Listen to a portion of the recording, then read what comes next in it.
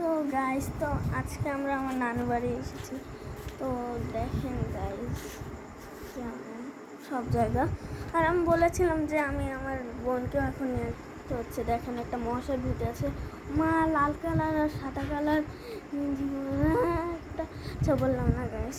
তো একটু হচ্ছে ট্যুর দিয়েছি ভেতর থেকে, একটু ভেতর এই রাস্তাটা পরে। সো গাইস, তো হচ্ছে দেখেন পিছনে রাইস আসছে।